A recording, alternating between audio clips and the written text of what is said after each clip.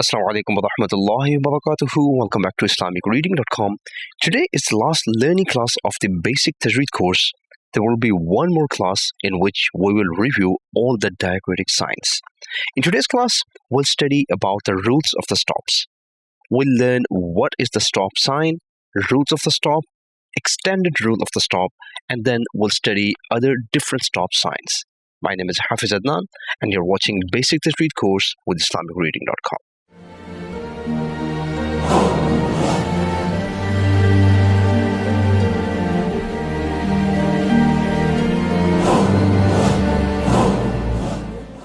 Whenever a verse of the Holy Quran ends, there's a small circle at the end which represents the ayah ending or the verse ending.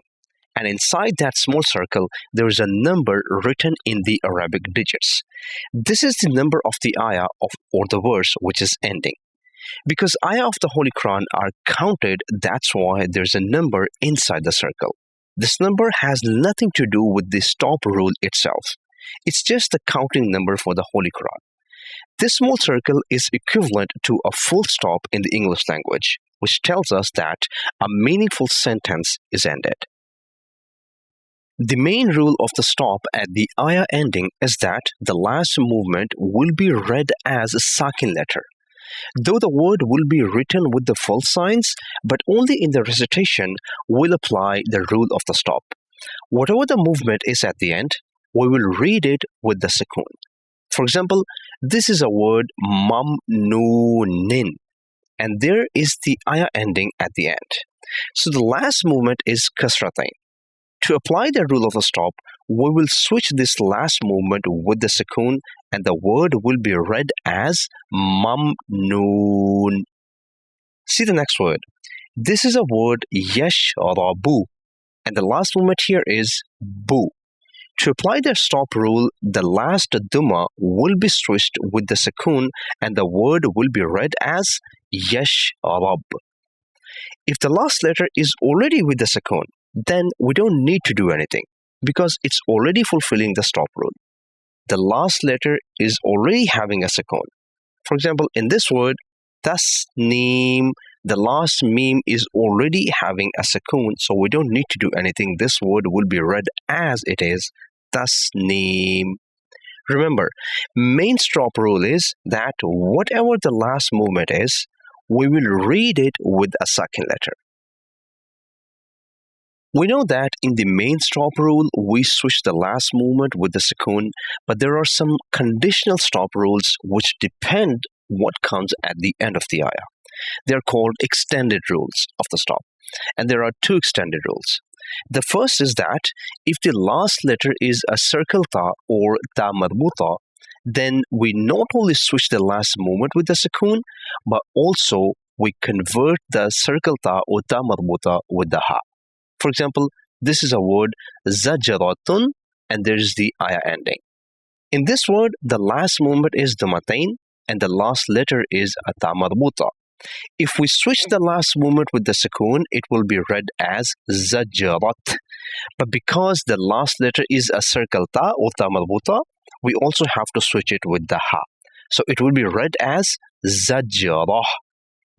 The second extended rule is that at the end of the ayah, there is alif, and before alif is fathatain. This word is masruran. In this condition, if we switch the last movement with the sukoon, it will be read as masrur. That means that we are dropping the last alif totally, which is not right, because we cannot remove or add any letter in the Quran from our side. So then what's the solution?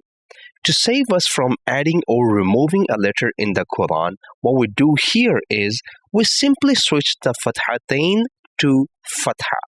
Now what's left is an alif madda, and now the word can be pronounced as masrura. Remember, if the circle ta is at the end, we convert the last movement with the sukoon, and we switch the circle ta or ta marbuta with the ha. And if there is alif and fathatain at the end, then we simply switch fathatain with the single fatha. Apart from the circle sign of the ayah ending, we have some other stop signs which are represented by some letters. They appear in between the ayahs and they have different rules. They act like punctuation marks in the Quran. Let's see what are those. A small meme means waqf lazim. On this sign, it's necessary to stop. If we don't stop, then the meaning of the ayah will be changed. So we have to make a stop here. A small ta means waqf mutlaq. On this sign, a reciter should stop and apply the stop rule. A small jim means waqf jaiz. On this sign, it's up to the reciter, stop or continue. If the reciter's choice, if he stops, then apply the stop rule. If does not stop, then continue reading. A lam alif sign means no stop. On this sign, a reciter should not stop and keep on recitation. A set of 3 dots.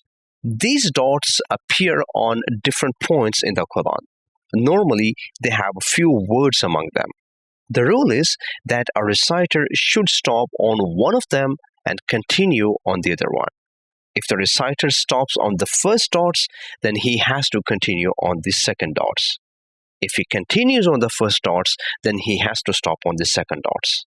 Apart from these, there are some other signs also, but these signs are more common and one should know about these at least. Today was the last class of Basic Tajweed course. Though we have finished the course, but there will be a couple of more classes of review and some general information.